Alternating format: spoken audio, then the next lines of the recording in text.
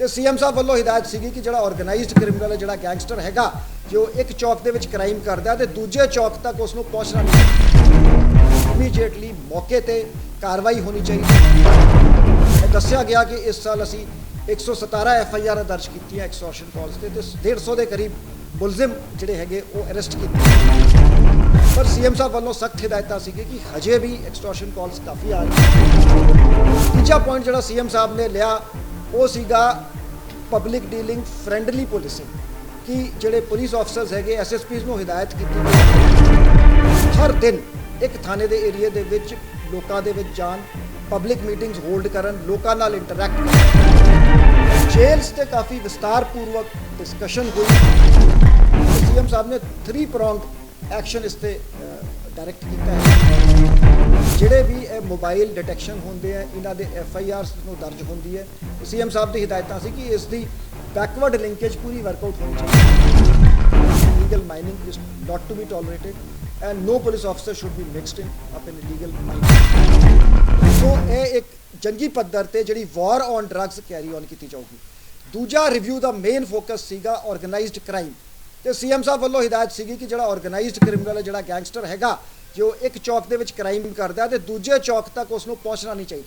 Police का जो system response इदा एफिशिएंट होना चाहिए कि इमीजिएटली मौके पर कार्रवाई होनी चाहिए तो इंपैक्ट पता होना चाहिए। एक्सटॉर्शन कॉल्स ते again it was a zero tolerance area. दस्या गया कि इस साल असी 117 FIR दर्ज की एक्सटॉर्शन कॉल्स से, 150 के करीब मुलजिम जोड़े है वो अरेस्ट किए हैं। पर सीएम साहब वालों सख्त हिदायत सी कि हजे भी एक्सटॉर्शन कॉल्स काफ़ी आ रही है तो पुलिस को गियरअप करने की लोड़ है। तो एक्सटॉर्शन कॉल्स से इमीजिएट फौरी तौर पर एग्जैम्पलरी एक्शन ते पनिशमेंट देना चाहिए। तीजा पॉइंट जो सीएम साहब ने लिया वो सीगा पब्लिक डीलिंग फ्रेंडली पुलिसिंग, कि जोड़े पुलिस ऑफिसर्स है SSPs को हिदायत की गई कि वो हर दिन एक थाने के एरिए के लोगों के जान, पब्लिक मीटिंग्स होल्ड करन, लोगों नाल इंटरैक्ट करन, ताकि जिहड़ी लोगों की दुख तकलीफां है वो सीनियर ऑफिसर्स को पता लग सके तो उस पर इमीजिएट जोड़ा एक्शन किया जाए। पुलिस स्टेशनस के लोगों को वैलकम किया जाए, उत्थे जिहड़े एरिए के रिस्पैक्टेबल्स है प्रोमीनेंट लोगों नाल मीटिंग्स करके जोड़ा पुलिस ते आम पब्लिक के जोड़ा गैप हैगा उसनूं दूर किया जाए। यह सीएम साहब की हिदायत सीगियां कि SSPs are required to be proactive. Jails से काफ़ी विस्तारपूर्वक डिस्कशन हुई, जी कमी बेशी सी उसको डिस्कस किया गया। तो सीएम साहब ने 3 pronged एक्शन इस डायरैक्ट किया है। फर्स्ट ऑफ ऑल जोड़े जेल के इंफ्रास्ट्रक्चर प्रॉपर प्रोवाइड किए जाने चाहिए, जी उन्होंने मैन पावर है तो जोड़े उन्होंने इक्विपमेंट्स तो टैक्नोलॉजिकल अपग्रेडेशन की लोड़ है, जिथे मोबाइल जैमिंग सोल्यूशनस कुछ जेलों इंस्टॉल हो रहे हैं, उस बारे डिस्कशन हुई। सैकेंड होया कि जोड़े भी मोबाइल डिटेक्शन होंगे हैं, इन्हों के FIRs दर्ज होंगी है।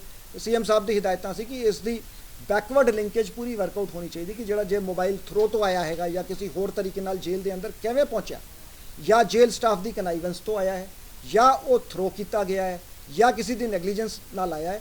इसकी प्रॉपर इन्वेस्टिगेशन होनी चाहिए तो जोड़े कल्परिट्स है उन्होंने खिलाफ कार्रवाई होनी चाहिए। एक सीएम साहब ने बड़ी स्पष्ट गल कही कि accountability of SHOs and sub divisional DSPs has to be fixed.